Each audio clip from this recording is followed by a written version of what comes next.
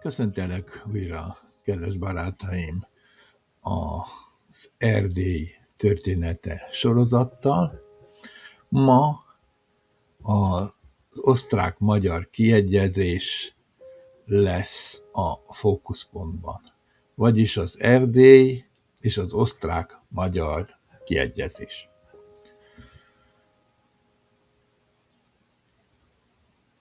Tehát, mint előzmény, az 1861-ben a császár elrendelte az erdélyi országgyűlés összehívását. Azzal a céllal, hogyha Magyarországot nem sikerült az országgyűlés ellenállása miatt besorolni a birodalmi igazgatásba és törvényhozásba, akkor legalább Erdélyt sikerüljön. Bécs elrendelte, hogy Erdélyben az országgyűlési választáson olyan kiterjesztett választójogot vezessenek be, amely nyomán a kormányzatnak kedvező összetételű országgyűlés üljön össze. Ezen kívül a választási törvény módosítása nyomán a vármegyékben csak minden 5. volt nemes szavazhatott. Tiltakozásképpen Kemény Ferenc erdélyi kancellár és Mikó Imre kormányszéki elnök beadták lemondásukat, s példájukat követve a legtöbb megye főispánja és minden székely szék főkirály bírája is. Bécs olyan kancellárt nevezett ki, aki magyar létére igen gyűlölt személy volt. És a vármegyék és székelyek és székely-székek élére olyan vezetőket, akik szolgai módon végrehajtották az osztrákok parancsait. 1863 nyarán megtartott választásokon 49 román, 44 magyar és 33 szász képviselőt választottak az erdélyiek. Közülük a vármegyékben választott 38 képviselő közül csupán 2 volt magyar, a többi román. Az uralkodó által meghívott regalistákkal együtt a ténylegesen résztvevő mintegy 100 erdélyi képviselő közül, figyelem, 69 kormányhivatalnok volt, akik adott esetben parancsszóra is szavazhattak volna. Az uralkodó nagyszebenbe hívta össze az erdélyi országgyűlést, amelyet megelőzően mindhárom erdélyi nemzet képviselői külön-külön tanácskoztak. A magyar képviselők úgy döntöttek, hogy nem vesznek részt az országgyűlés munkálatain, és tiltakozásul távol maradtak. Az 1863 nyarán gubernátori tisztséget betöltő osztrák tábornok felolvasta az uralkodónak az erdélyi országgyűléshez intézett üzenetét, amelyben érvénytelennek mondta az 1848-as uniót. Megjegyzésképpen bár annak idején Ferdinánd császár király maga is szentesítette azt. Tehát érvénytelennek mondta az 1848-as uniót, s hasonlóan az 1691-es Lipót-féle diplomát is. És azt kérte az országgyűléstől, hogy foglalja törvénybe az erdélyiek beleegyezése nélkül korábban kiadott császári rendeleteket. És válasszanak az erdélyiek az osztrák birodalmi parlamentbe képviselőket. Ez azt jelentette volna, hogy erdélyiek utólag jóváhagyják Bécs korábbi törvénytelen intézkedéseit, és elfogadják a tartomány beolvadását a birodalomba. A munkálatokon részt nem vevő magyar képviselők emlékiratban tiltakoztak az uralkodónál a törvénytelenségek ellen, de a császár nem fogadta küldöttségüket. Az országgyűlésről visszavonult magyar képviselők helyét a kormány üresnek nyilvánította, és új választásokat írtak ki azokra a helyekre.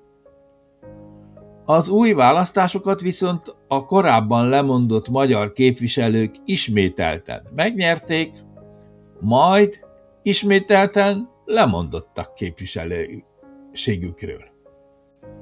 Még 4-szer megtették ezt, egész addig, míg a kormány nem folytatta tovább ezt a kísérletezést.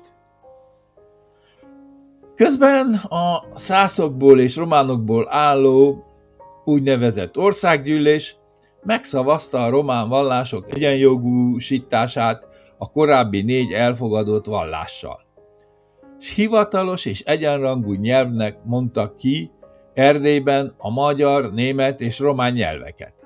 Az erdélyi országgyűlés megválasztott a bécsi birodalmi parlamentbe 26 román és 100 küldöttet, akik Bécsben semmi eredményt nem tudtak elérni tartományuk érdekében.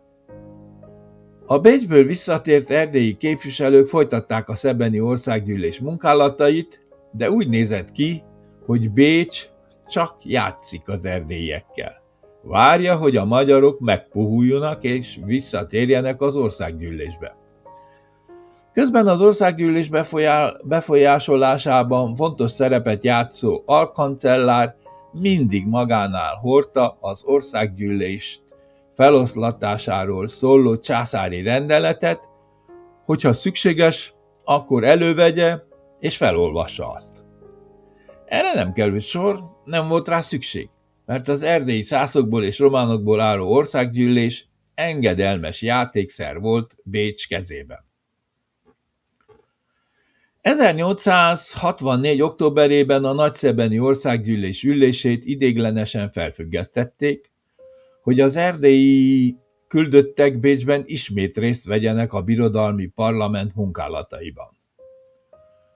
Abban az összetételben nem is gyűlt többet össze az erdélyi országgyűlés, mert közben megváltozott Bécs és a magyarok, jobban mondva Magyarország viszonya.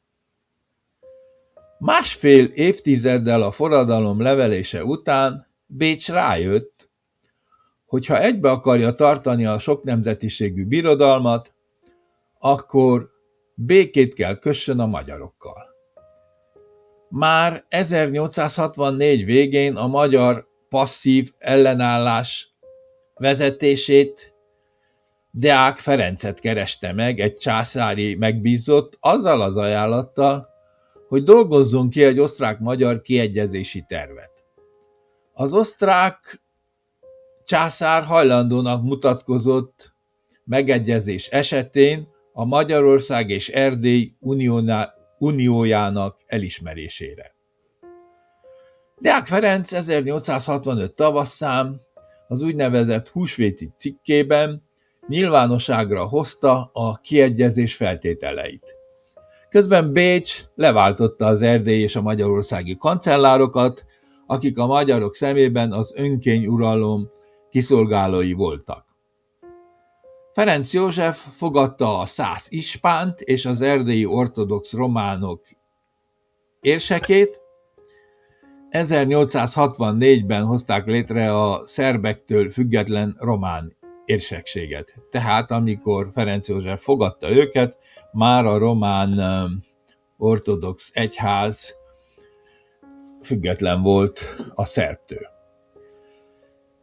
És tájékoztatta őket a kiegyezési szándékukról, és megígérte nekik, hogy jogaik biztosítva lesznek, ha elfogadják az osztrák-magyar kiegyezést. Az uralkodó 1865 őszén új országgyűlési választást hirdetett ki, majd a választások után összehívta az új erdélyi országgyűlést, amely napirendjén egyetlen pont szerepelt. Az unió kérdése. A Kolozsváron megtartott utolsó erdélyi országgyűlés megszavazta Erdély egyesülését Magyarországgal. A magyar és székely képviselők egyöntetűen A román képviselők egy kisebb része támogatta, többen ellenezték, akárcsak a szász képviselők. Tehát a szászok nem akarták az uniót a Magyarországgal, Erdély unióját Magyarországgal, és a románok egy bizonyos része sem. A románok közül többen is tüntetőleg távol maradtak az országgyűléstől, mint egy tiltakozásul.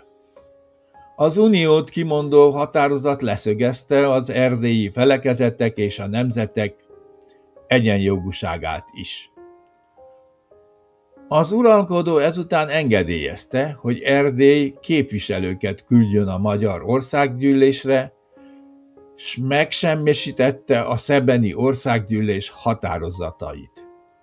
A Magyar Országgyűlés immár erdélyi képviselőkkel kibővítve 1867 tavaszán jóváhagyta az osztrák-magyar kiegyezést. Ezzel Erdély különállása megszűnt, és az országrész hosszú idő után ismét része lett Magyarországnak. Összefoglalva a mai részt, megtudhattuk, hogy Bécs nem mondott le a központosító és a beolvasztó politikájáról, és mivel a Magyarországi Országgyűlés ellenállt, legalább az erdélyi románokat és a szászokat próbálta becsalogatni a birodalmi parlamentbe. Ebben szerepet játszott a szebeni országgyűlés, amelyet az erdélyi magyar képviselők bojkottáltak.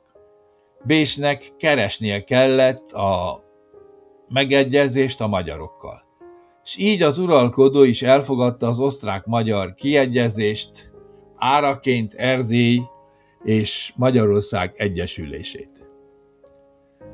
Ez volt a mai rész, Erdély újraegyesülése Magyarországgal és a kiegyezés.